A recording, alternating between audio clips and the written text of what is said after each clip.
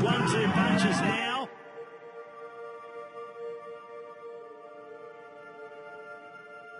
It's just crazy, really, isn't it? You know, it's a crackers event when you think about it. It really is. You know, it's just full of spectacle and emotion, and it's tough. Go, go, go!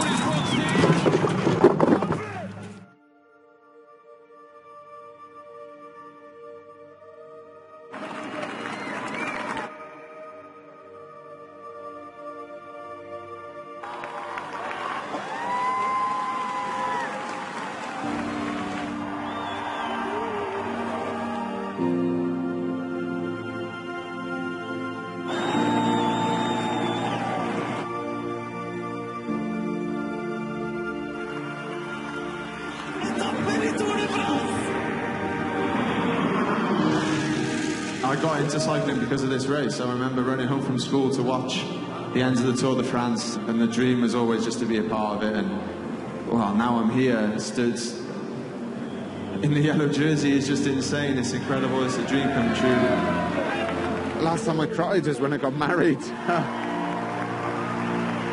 Don't know what's happened to me.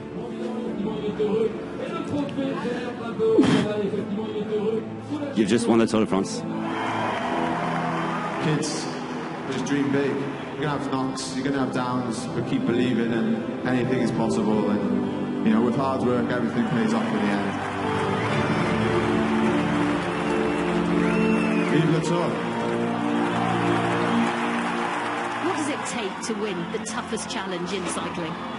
It takes fitness, strength, durability, passion, sensibility, and you need to be one tough cookie. He's certainly that. The 2018 Sports Personality of the Year is Geraint Thomas.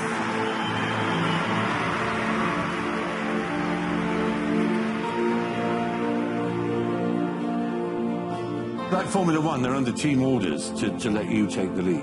Yeah, well, I was lucky in the fact the team let me race. You know, I went there to...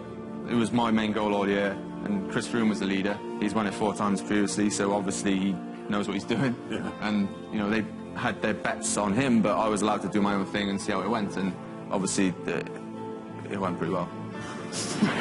For you.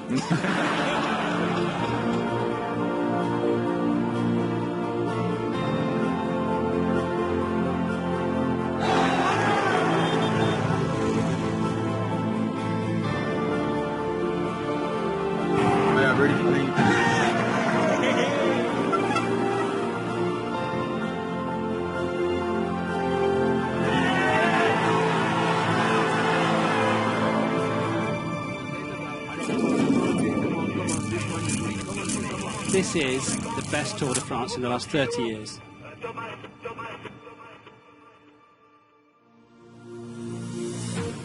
Team Ineos's preparations were dealt a severe blow when 4-time Tour winner Chris Froome suffered multiple injuries in a serious crash last week. Thomas says there's no doubt Froome will be missed, but it means he can stop answering questions about the team's leadership.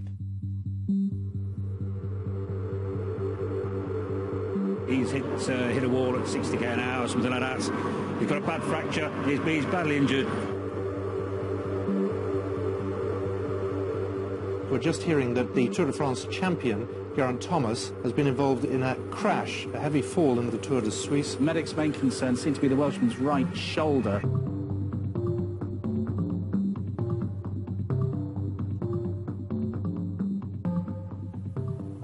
How's his mood been this year, so?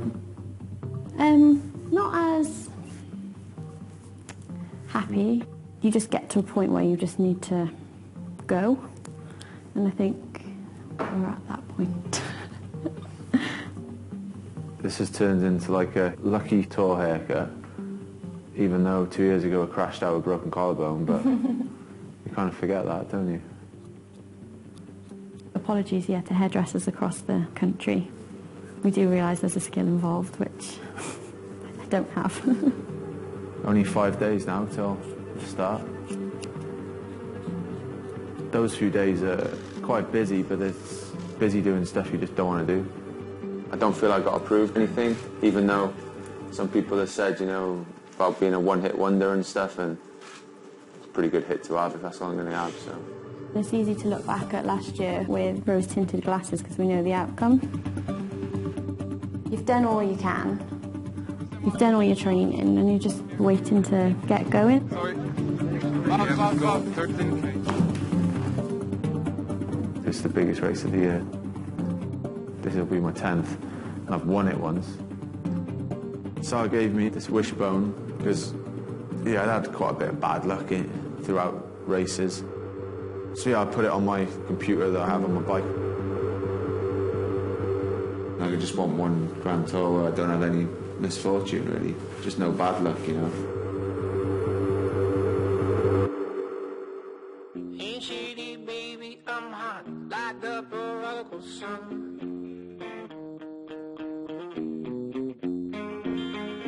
Big up Bartolini, Mini, Money, Mo, and Flower, you're the chosen one.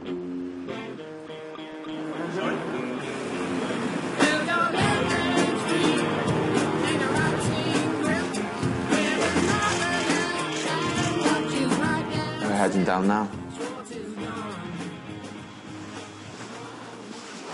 It's always a surprise when you walk into a room like packed full of journalists or like that, and you're kind of like, well, you do kind of get used to it, and you kind of just turn your media mode on. All this just for us about a bike race, you know. The calm before the storm. For a rider, it's just like ball ache. Some people are hoping for a more open and maybe surprising Tour de France. Hope not. Hopefully one of us wins and is really uneventful. I just sort of let things go over my head most of the time, and yeah, for me it's just like whatever. Yeah, just say my bit and then that's it. And cheers. Thanks. I think I nailed that pretty much.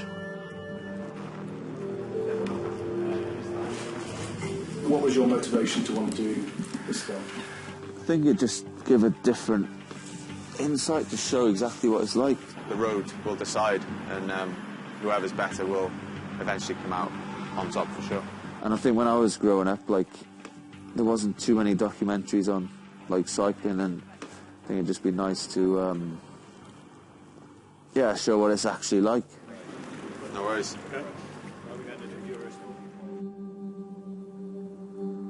It's nice to just get away from it all. Good to have that box ticked off now and just chill out now, and yeah, it'll get going tomorrow and it'll be a lot better a few days in.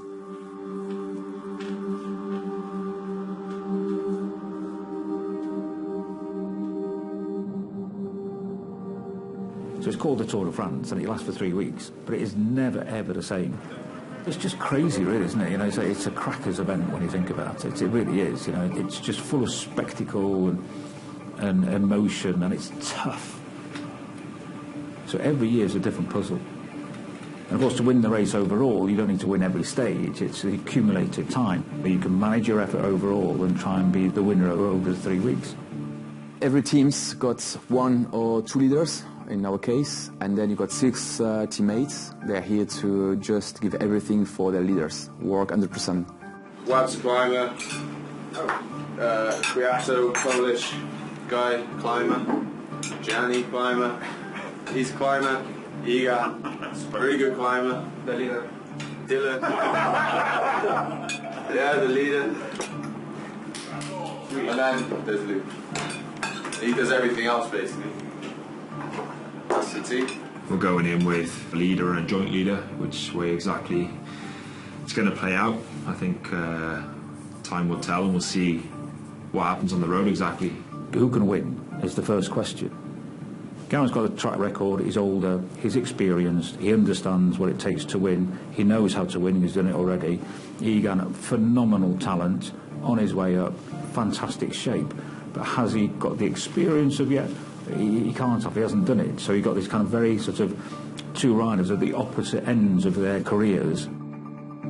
We're a team, but we're also individuals in that, and it kind of like maybe 2 strikers wanting to get the golden boot, you know, for the same team, and you just need to win those games. And the same with cycling, you just need to sort of win the race.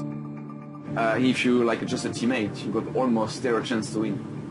You know it's impossible. So you have to give 110% of your mindset, of yourself, to become the best athlete possible, not for yourself, but for the group and for your leader.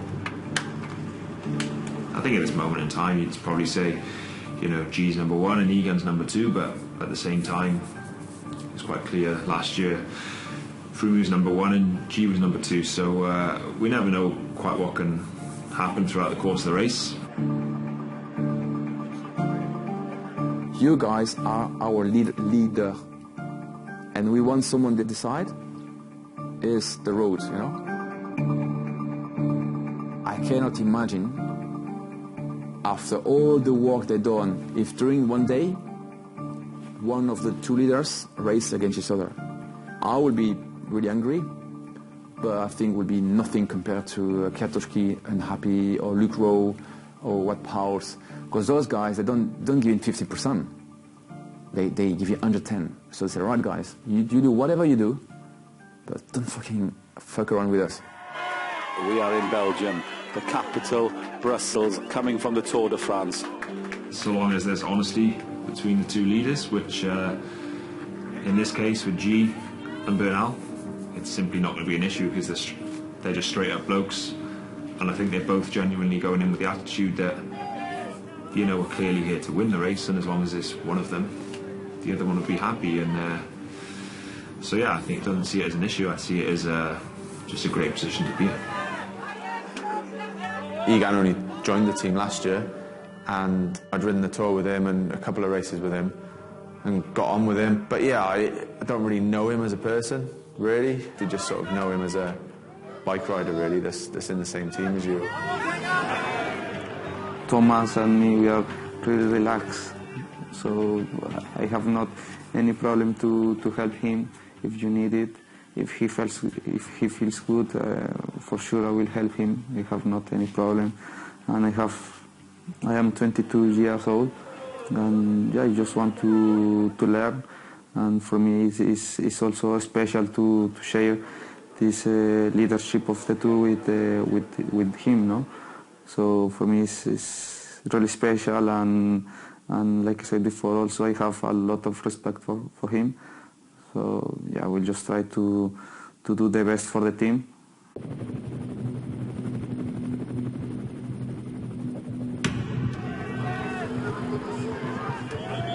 Yeah, I've done the Tour 10 times, and I'm not sure about my relationship with it, really. I've had a lot of good times in the Tour, but I've also had quite a few bad times. The start of the Tour, you're a bit anxious. I just want to get this week out of the way because it's just so dangerous and anything can happen. Like, you're not going to win the race, but you can definitely lose it. The opening few stages, nerves are high. It's stress, it's anxiety, stress, nerves. It's always the same at the start of the Tour de France. There's so much at stake, not just a stage win, but with it, whoever won the stage takes the yellow jersey, so that heightens things. So there's a lot of riders with a point to prove, and there's only so much room on the road for those riders to fit. Everybody is fresh, and you know all of them, they're ready to fight, because if you win, that changes your life forever. The crowds have been out in huge numbers. And Ineos on the right-hand side, the red and black colours, making sure they protect the defending champion, Geraint Thomas. 3K to go, it's all good, and they're all just weaving across the road, a few clatters of wheels, and you're just like, oh man. It was going through a gap, but then the gap just sort of disappeared really as a guy slid across, and I just hit the barrier and just toppled over my bike. He's used up one of his lives. Is it a life used up? Yeah, maybe. Maybe he's got more than others. There's crashes in cycling every day. It's brutal, and Geraint in particular, he's a quiet guy, but he's as hard as nails. He's like a proper hard guy, which you just don't see in his demeanour necessarily, but boy, can that guy suffer.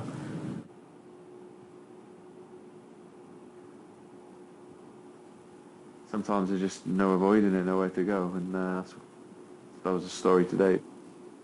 It's like cricket, it's like a batsman they're always going to lose their wicket, you know, and you're always going to crash your bike as a pro, so just get used to it and part of the sport.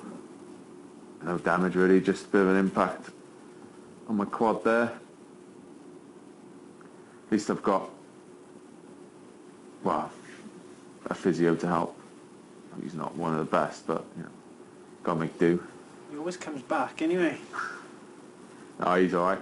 It's quite good having someone from back in Wales as well, you know, because it's kind of... oh, that's sweet. Well, it's mostly just take the piss. That's really sweet, that is. To be fair, I only ever really see him when there's a problem. And there's quite a few problems. I see you quite a lot, actually.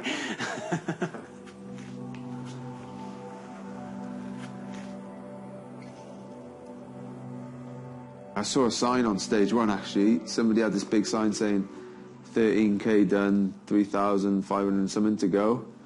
You have to laugh at that. You have to break it down, like anything, even if you do a 5k park run, you know, you break it up.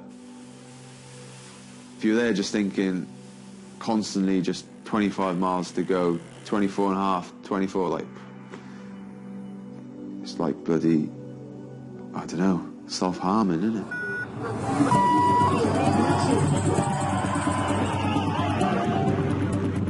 He's had a springy step, and it's Alaphilippe who wins. The first week for Julien Alaphilippe was quite extraordinary.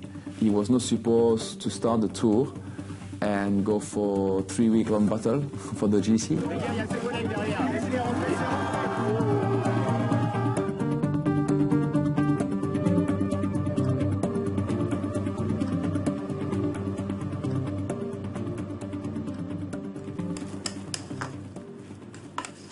Rise of a plan from just to say, right, we should be eating at this point, this point, this point. What they have and how it's controlled is extremely important. They've got to fuel, they've got to get the calories and get the energy in to do what they do. So they constantly got to, you know, really, they get up, it's rice, it's pasta, it's like full-on breakfast, you know. And it's not, to them, it's not eating, they're fueling. They're putting fuel in the tank. Day 6 and I'm already getting a bit fed up with rice. Actually, we were the first team who started doing rice cakes, and our whole peloton is doing rice cakes, but then we brought it to another level. We're doing, I don't know, 6, 7 per day. And what's the process here, Marco? That's top secret. G, he likes everything except dates. He's quite picky, or he's quite worried about his weight, and yeah, it frustrates him during the season if he doesn't reach the target. So yeah, he's very sensitive about that. I'd rather just ram the rice down and then have the legs and be consistent.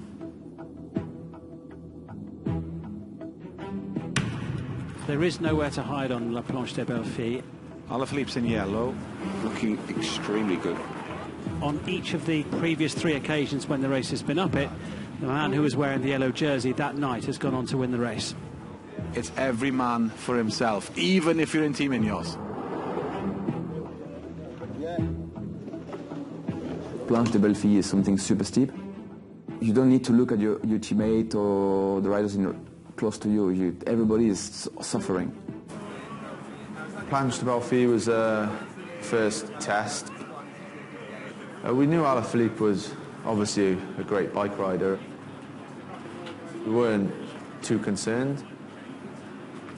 You know, we kind of always felt that we would have the upper hand by the time it came to the end. Landa is losing time a little bit. Perfect. Remember, don't stay on the right side on the gravel. Don't stay on the right side on the gravel. Alaphilippe had a decent lead, but as soon as your legs go and it's on a gradient like that, you can just lose time like straight away. Come on. And here comes Geraint Thomas. The yellow jersey will stay with Julien Alaphilippe. The brutal final 100 metres as as Geraint Thomas has emerged. It's going to be close. At the finish line of stage 6 of the Tour de France, and you get the sense that things are about to explode. But it's Alaphilippe who stays there at the top of the general classification. Not yet, he doesn't. No, he doesn't. Not yet. Geraint Thomas has stolen the march on Egan Bernal here as well. What a ride by Geraint Thomas here. And Geraint Thomas has now got past Julian Alaphilippe. And Geraint Thomas, the defending champion, it's really digging deep. And Thomas now is starting to really assert some authority here. Brilliant stuff from Thomas. He crosses the line at minute 43 beyond. Very good job, Jay. Fantastic again. Really good. Fucking hell, Jay. Chapeau, eh? Chapeau again. Very good job, boys.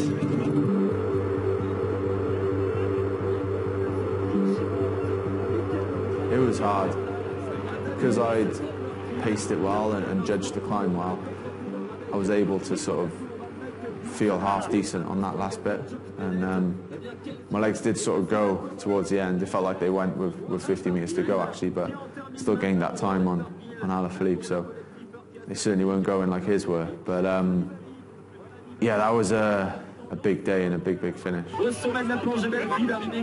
head straight down. That's the first time of the year when you can see it right. He's back now. Yeah, I've no idea why everyone else was, but just wait and then go all the way to the line.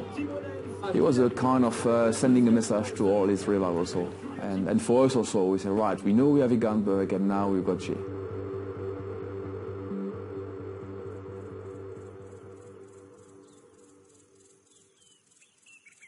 Messing about on that face app that ages you, and oh my god, I look so much like my dad. I'm regretting marriage at this point. Yeah, I look like my dad quite a lot, so yeah, just messing about with that. Like sometimes I just can't be asked to talk. I'm just happy to just sit there and... It's your kind of chance to switch off every day, would you say? So yeah, well, I'll hear from you every day. Yeah. With FaceTime, or, well, we speak quite a lot anyway, don't we, during the day? Yeah. After the race is finished, you've got to have this ability to relax and recover somehow, and then go back into, right, we're going to race again now, and switch on again. And you've got to do that for 3 weeks. Long time, 3 weeks. It's a month that we spend together on a small little bus, running around in very high pressure situations, and at some point, it's gonna, if there's any cracks, you're going to find them in that environment. And I think that's where Geraint is incredibly strong. He's a calm character. He takes it all in his stride. You know, he doesn't stress. He's not a screamer and a shouter. You know, and his ability just to kind of take it all in his stride is one of his great assets. I don't read all the white noise, whatever you want to call it, around the race. You know, just stay in my own little bubble and get on with it. So, enjoying it so far. I mean, it's never nice when you see the first thing of like, oh, I think I just saw disaster for Geraint Thomas.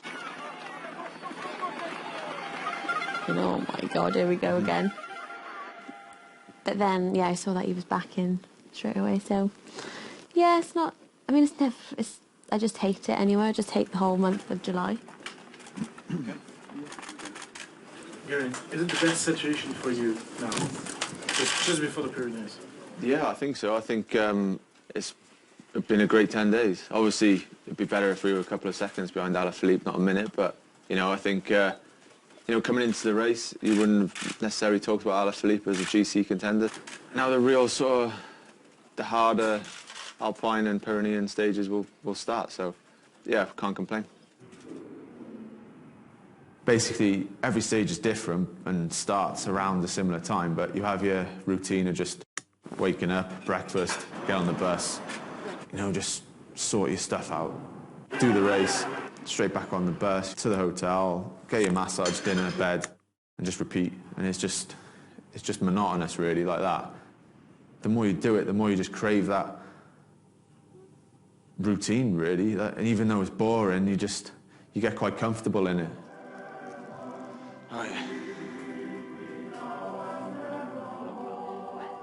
Go ahead. Hey, what's up, guys? Episode 2 with G and Luke, the No Name podcast. Although we have a name now. Luke. What's occurring? But so it's Watts is spelt Watts is in the power, obviously cycling related. But the saying "what's occurring," it's like Welsh saying, "Oh, but what's occurring?" So we thought it fitted quite well. Thrills and spills, aren't we? Yeah. We knew it'd be a big day from the start, like close to 4,000 metres of climbing and up and down all day. Well, yeah, on our power files afterwards, I think I was 5,000 calories, you were 5.5, which I actually Googled earlier, so this might be slightly wrong, but a Big Mac is 540 odd calories, so I could eat 9 that day. So, okay, we'll try and get back to the Tour de France. Race. Rather than talking about food. Sorry. The feet are firmly on the floor, aren't they? And we know, like, we haven't really dipped our toe in the water in terms of the mountains. Yeah.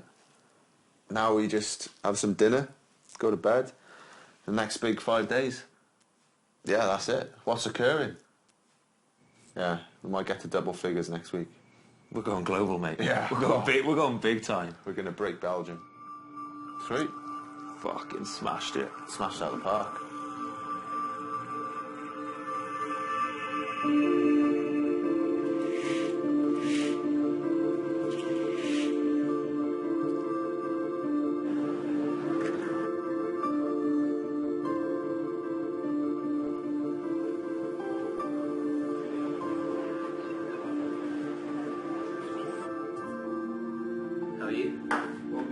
The way we've been riding, you know, is just trying to be conservative all the way up till now, really. Get ready to really empty the tank the next 3 days.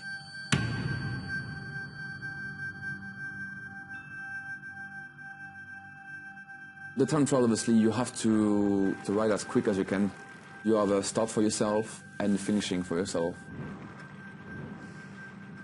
You come to the Tour with 100 bullets and you don't want to use them all by 5 days to go because then you've got nothing for the last few days.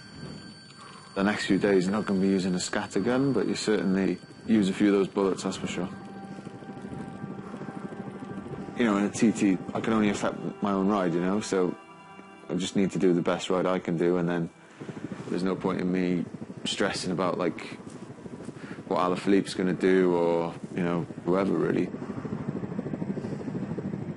Do so many TTs, you just sort of, you know it's going to hurt, but you don't chase it, you don't sort of, you pace it, you know, you don't want to be like health leather in the first 5k and like be really sort of like in pain.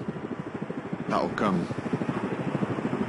Bernal is in and Geraint Thomas now has just completed the final climb, so Thomas has about 300 metres to go here in the sunshine, searingly hot in Po. Thomas in that top time trial position on the right. My heart rate going up. Thomas now heads for the line, 35, 14.91. It was obviously a big scrum around me, and Need to roll, man. all I was thinking about was I just want to just roll on my bike just to cool down a bit because it was super hot. Before you know it, there's like microphones just thrust in your face and you're thirsty and you just want 10 seconds. Yeah, it was okay. Yeah, 8k or so, like it just felt like, yeah, when I really wanted to step on it, I didn't quite have that last 5%, but still a decent ride. And Julian Alaphilippe is coming up towards the line now, and his time is a stunningly quick one, and he has won by 14.67 seconds. Geraint Thomas has finished second. Julian Alaphilippe skids to a halt right in front of the television cameraman, and the celebrations in France start already. We've just heard that Alaphilippe's won the stage. Surprised by that? Yeah, I didn't really expect that. He's obviously going incredibly well. You know, if he can keep that up, then he'll win. Alaphilippe skid into a stop. Everyone loves that and stuff, but that's not going to win you the Tour. The best way to do that is just to be consistent and stick to it. Alaphilippe's been around for a long time, but it was a question of, okay, this egg timer, the sun's it's gonna run dry. It's got to, unless we don't know anything about this sport. The egg timer, it's gonna come. It's gonna happen. Bloody hell. Fuck me up just then, Tony.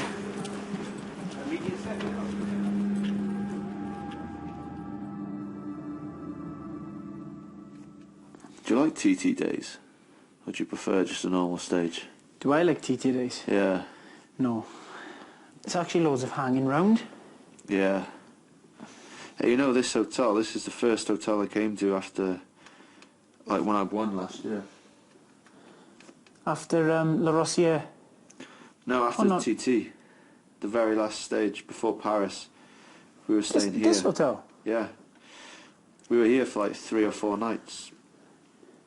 No, last year's TT was stage... 20. Yeah. You didn't come here after stage 20? Yeah, we did. No, well, 100%. I'm telling you, 100% What, you did not stay here. What are you jibbing? Have a lie on your side. No. You didn't stay here. I'm not having it. I'm not having it. I'm not having it. Right, you're done now. You can get out now. Thanks. You can get out now. George, he was with me. George, you know what he?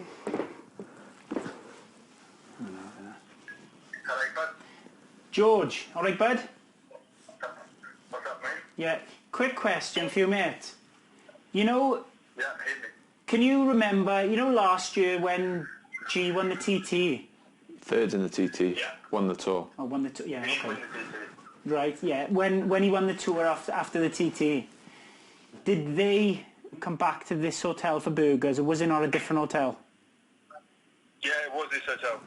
In the exact dining room. Thank you very much. No. Cheers, No, George. He's in on it. No way, he's in on it. He's in on it. No, not having it. Still not buying No, it. not having it. Not having it. You're all in on it. You're all in on it. 6 George, pints Poncana in October. George, you're not having it, mate. Ciao, mate. Useless. Absolutely useless to me, you are. It's the first time Alaphilippe's beaten me in a TT. Nobody really expected that. So that kind of put a bit of a dampener on the day for me, really, even though I gained time on everyone else. In the back of your mind, you're always thinking, oh yeah, but Alaphilippe gained that, like 13 seconds or whatever it was on me. The next day you're going again, you need to quickly just sort of, anything bad, just put it behind you, and anything good, not get overconfident as well. If it was up to me, they'd be attacking all the time. If it was up to me, you'd do an Alaphilippe tomorrow. Yeah, to me, I'd do the same as well.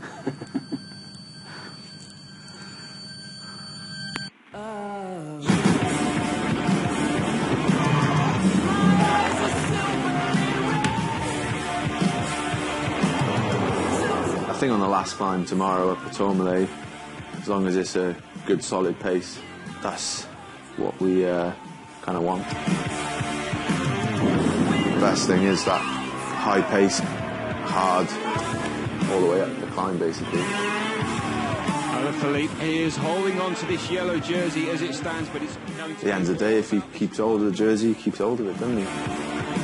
We're obviously going to try our best and do everything we can to take it. Egan Bernal responding as Geraint Thomas's teammate is suffering. Geraint Thomas, there's a gap. Thomas is being dropped. Alaphilippe can't believe his eyes. Geraint Thomas is coming undone. Thomas struggling. In the Pyrenees is the hardest climb that we have. The defending champion is in the house of suffering.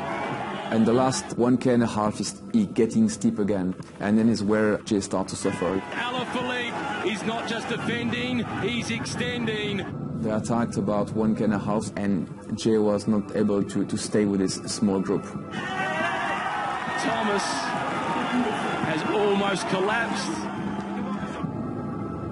He is hanging on by his claws, but he's slipping further down the ladder. Well, he knows he's got a battle on his hand, that's for sure. That one really hurts.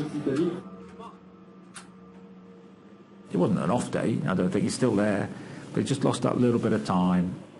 More a fueling issue than fundamental fitness. It wasn't a disaster by any means, but equally I think he'd have much preferred to have been at the front, you know, fighting out with Pino and those guys. It was a tough old day, really. Kind of knew my legs weren't quite there, and it was going to be a matter of just getting to the top as quickly as I could and hopefully well, lose as little time as possible. It's hard to just watch the race going away from you and know you're losing time. All good? Yeah, yourself. Oh, yeah. Been better. Been worse. When you get back to the hotel, you're just reliving the stage in your head and just like how you're feeling really, and trying to analyse why and what, if you could have done something different. And Tomorrow another day. Yeah. Yeah, you too. after an hour or so, it's like, right, okay, that's that. This is what I've learned from it, and move on. Pino won the stage, and I think Alaphilippe was second. So it was another like really good day for Alaphilippe, and I think that's when everyone was a bit like, is he going to actually lose this jersey or what?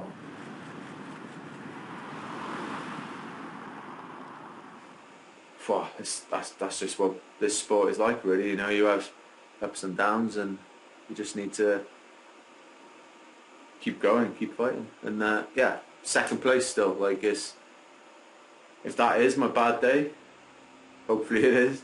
If it is, then or my worst day, then it's quite a good one to have. But tomorrow might be a different story again. But yeah, we'll see. What's the time now? It's 9:40 now, so I still need a shower, get a massage, eat that, go to bed, do it all again tomorrow. Egan Bernal or Geraint Thomas for you now? Well, it does seem to change every day. It's going to be a really interesting final week of this year's Tour de France. Let's see what happens tomorrow. I wonder how Geraint Thomas will sleep tonight. We do not know who is going to win this race. It's absolutely incredible. Ineos, they need to decide very soon who is going to be their leader if they want to win this.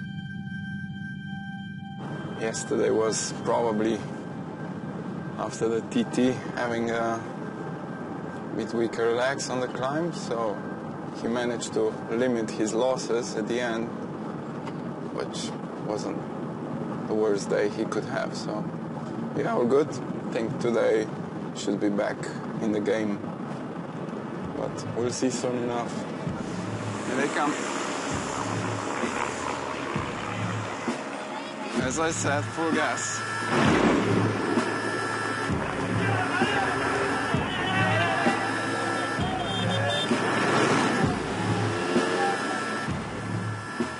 Job done.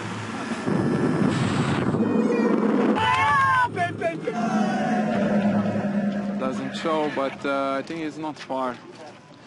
He dropped Alaphilippe though. Go, go, go!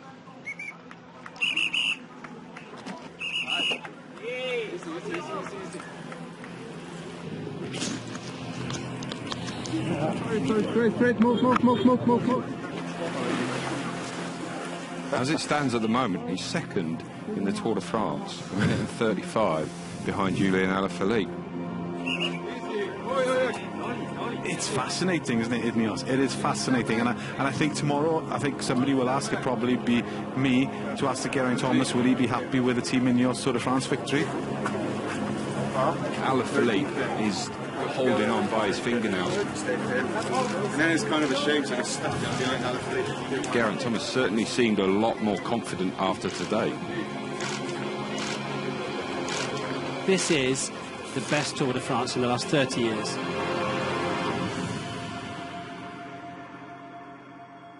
Here on rest day number 2. What's occurring your end, son? Hang on. You've had 2 fines this race. Did you know that? No. 2 fines you've had, mate. For what? For feeding somewhere late, naughty boy, and the second one, urinating in public. Public indecency. Just giving the people what they want, mate. It's not my fault. I don't think we may want to see your sausage, mate. But so yeah, 2-1 on the fine front. In this second rest day, in the 4 years that I've been part of the team, we've had the yellow jersey by a decent margin, and it's been a case of let's bring it home. Not being big-headed, or that's just the way it's been. But now it's like, well, there's Alaphilippe, and then there's 5 of you within 30 seconds or 40 seconds or whatever it is. So whole new dynamic to the race. And Egan's 5th, I'm 2nd. I think we're still doing pretty well. Yeah, okay, we're not in the yellow and we're not riding on the front all day, every day, but there's more than one way to win. It's way more exciting in some respects, but it's more like chess in another. It's an interesting race. I mean, it's brilliant fun, let's face it.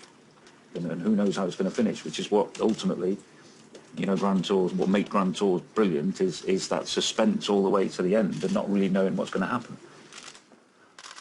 We're due a heat wave. We were on bikes today and it was high 30s, and that's pretty much what we're going to expect the next week when it's that hot. High 30s, 40. It's like you got to be a sniper, aren't you? You got one bullet. Yeah, exactly. If you go into the red, you can't recover. You're screwed. So yeah. So Pino, if you're listening, just take it easy, son. Just chill out. Don't worry about it. Alaphilippe, no more attacking. Just sit up, take it easy. You've had your glory, mate. You've won enough this year. Yeah. The French will love you now. Whatever happens, just chill, boys. You win a Grand Tour by being good all the way through and managing your effort all the way through, not going into that, deep red zone often, Save that for the final day or two. And so yeah, I feel like I've managed that effort really well so far, and I'm feeling good for it. And yeah, I'm looking forward to the Alps now. Okay, right, so there's 8 riders here. 2 of us are sat on the bed.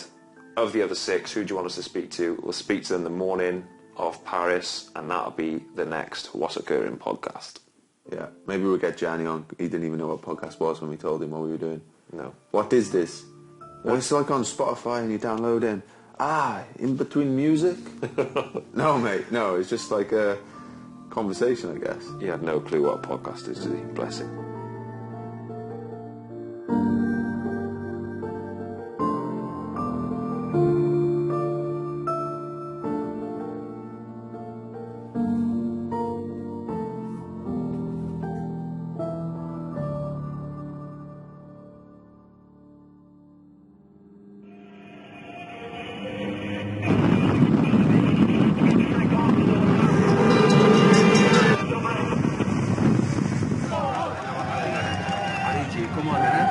Very focused on the downhill, especially the first few here. Focus, man. Alaphilippe is dropped. Alaphilippe is dropped.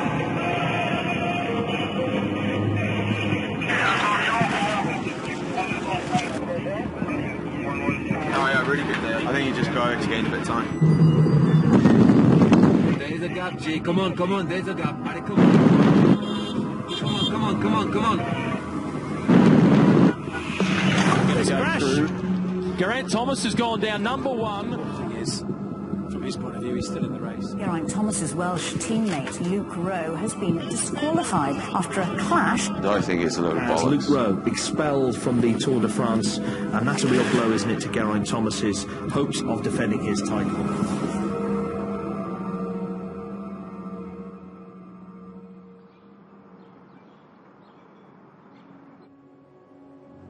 It's just all massively in your head, and just how you tackle it really, and deal with the tiredness and the fatigue and everything, and splitting it all up into smaller chunks, not seeing it as like one big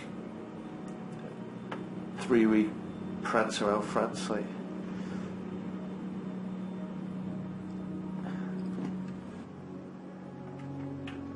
when Luke was kicked off, it wasn't ideal. There's definitely a lot more tension, and everyone's tired and everyone's stressed. It sounds a bit harsh maybe, but like once he's gone, you kind of like, you feel sorry for him, like, oh, mate, cheers for everything, and you kind of forget about it. Because you have to, really. Geraint Thomas has gone down number 1. Obviously the crashes don't help, and the latest one was just such a freak thing. It was just, I was so annoyed after that, just because it was just like, I don't even understand how it happened. But luckily I've been fortunate in them all and not come off too badly at all. So yeah, it could be a lot worse.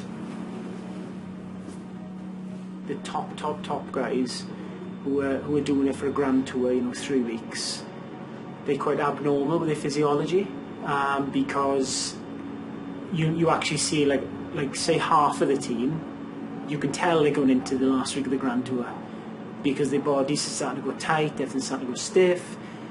Whereas the likes of G, you've got Froome, you've got Wout, you've got Dylan, those guys, Egan, they go the opposite way, and they become their bodies respond as if they've been doing nothing.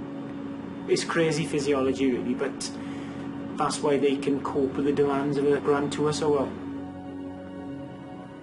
If Hannah won last year, and I was sat here now second on GC and this in front of me, then I'd be just like, wow, this is pretty cool.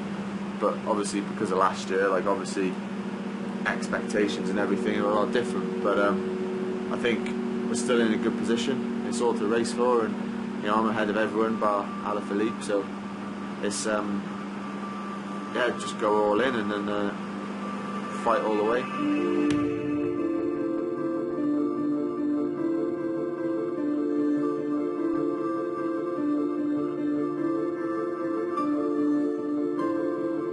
Alaphilippe still had a big lead, and we just wanted to make it a hard day, and if we could gain a bit of time, if not at least take more out of him for the final big 2 days. If Ineos want to win the race, they've got to decide who it's going to be and then play for that one rider. Otherwise, they might come unstuck.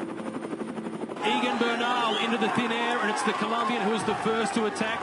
And fans getting very close to the Colombian. And meanwhile, there's a counter-attack now from Geraint Thomas. Thomas has had enough of the hanging around. Thomas has started chasing his own teammate up the mountain towards the summit. But what it's going to do is bring everybody else closer to Bernal. When Egan attacked, nobody followed, and I was sat there thinking, why has no one responded? Is it because they're hurting, or are they just sort of bluffing and waiting for somebody else to go? So that was when I just thought, oh, well, I'm just going to have a go. Julian Alaphilippe clinging on by his fingernails to that group, but gritting his teeth. Geraint Thomas attacks from the yellow jersey group to chase down his own teammate Egan Bernal. So Egan start to gain time, and Jay probably feel, well, we're not moving anywhere now. Jay is looking at Egan, going away, he can say, fuck, I'm going to lose the tour now. So maybe all the guys are actually tired or fucked. Egan goes on already. I'm going to try to go myself to see what's happening, because I can gain time on Alaphilippe, because we have to gain time on Alaphilippe. And I think that was the purpose. But then on the TV, it obviously just looks like I was chasing a teammate down, which wasn't my intention, obviously, but yeah. You just don't hunt your teammate down. But if you do, you've got to make it count. The champion's not going to sit there and play the perfect teammate. I personally believe that Egan Bernal has always been their anointed leader since the start of this tour. I firmly believe that. So you don't think Egan could have even more time if Thomas just sat still? Yeah, but it's still Alaphilippe. We're racing now to win. It's not so we have to play both. We have to play both. We have to make the race harder. That's what we want to do. Thank you. Thank you.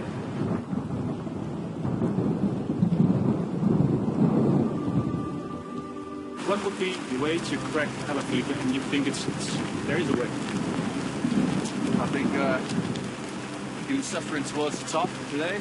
There's typical media going to try and make some sort of story oh, why are you chasing down your teammate? Is there a rift in the team? And all that type of crap. The reason I did it was because it felt easy. So it was like, well, is everyone on the limit or what?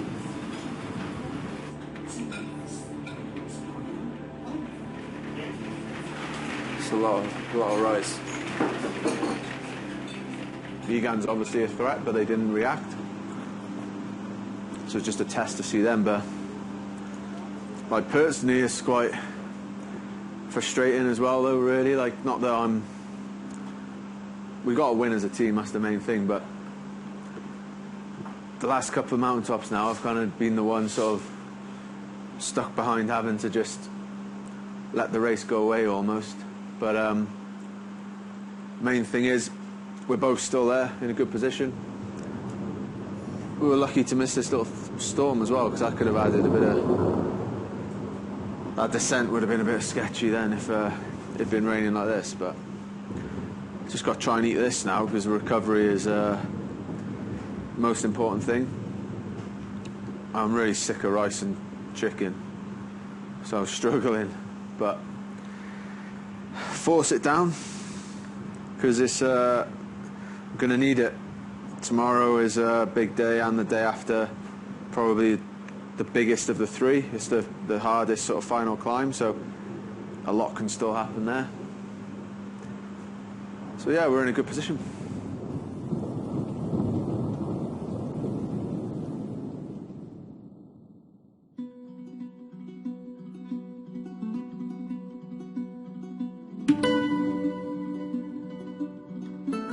I knew coming into the tour that the Alps would be the better bit for me. Dave and some of the team might have been a bit more stressed, but I was just thinking of myself and just what I needed to do to try and win. The yellow jersey, Alaphilippe, is under some serious pressure. Bernal in the white jersey. This is Geraint Thomas, and Walt Poles is setting the tempo. And altitude starting to have an effect. They're above 2,200 metres above sea level now. The yellow jersey is sticking to the rear wheel of Nick Outlander. He's wrestling with the bike, he's wrestling with the mountain, and his rivals are sensing blood in the water. We wanted to crack Alaphilippe that day, without a doubt. We had to. Thomas is desperately trying to push on. Alaphilippe, he can't follow that. The yellow jersey losing touch. Come on, G, come on, come on, come on, come on, come on. I was feeling good. I knew Egan was good. If we kept racing how we were, one of us would come away with the jersey. Allez, G, come on, come on, come on, man. And Bernal now goes to the front. Bernal is only just getting started. Come on, allez, come on, Egan. We could be seeing history made for Colombian cycling. Oh, this doesn't look good. We're hearing that there is ice and mud on the road. Here it is. Fingers crossed for safety. Landslide right across the road. What on earth is going on? The stage is being abandoned. There is ice and mud on the road from the glacier.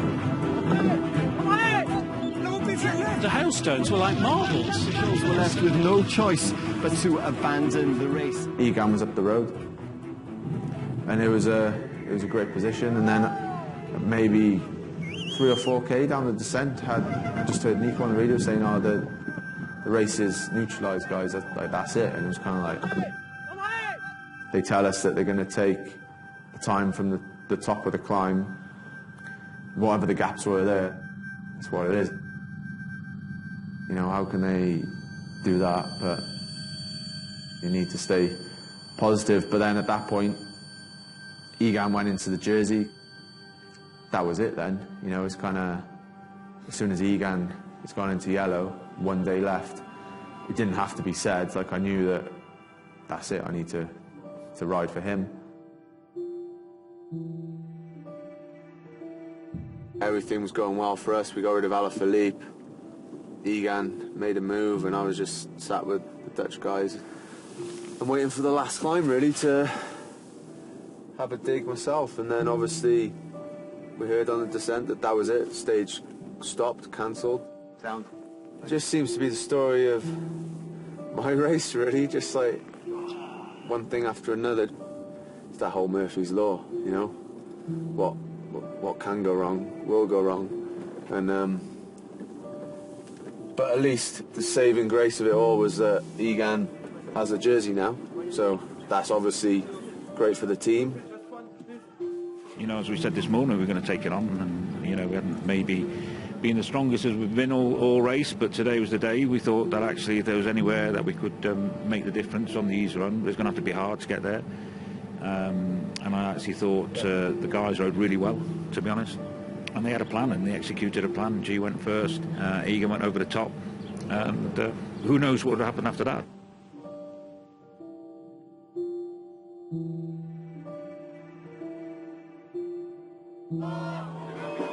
I knew that my chance had gone by that point, and it was just, I had to just do my bit for Egan.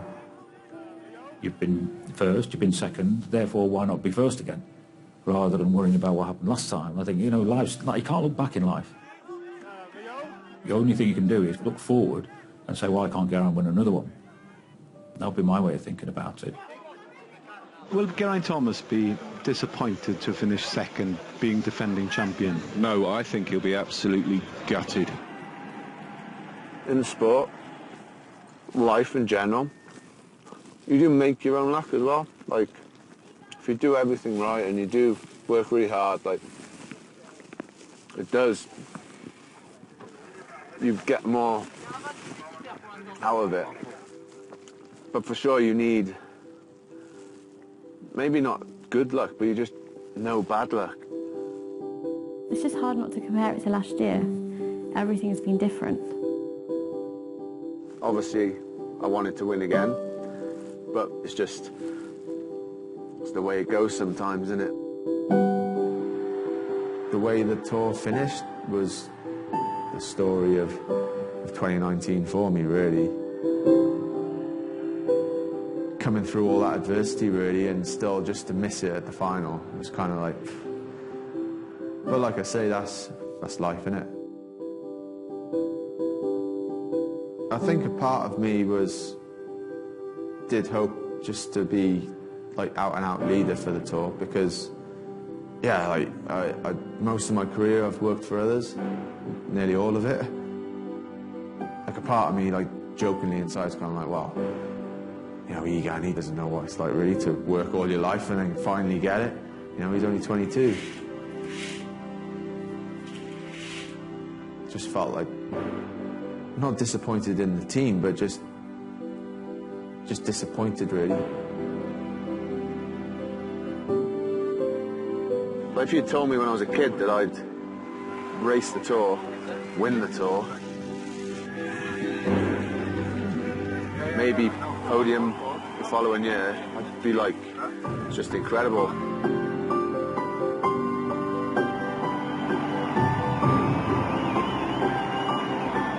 But at least I've got my rice, more rice, and I've got to have my recovery drink, and you know, yeah, it's not the end of the world, is it?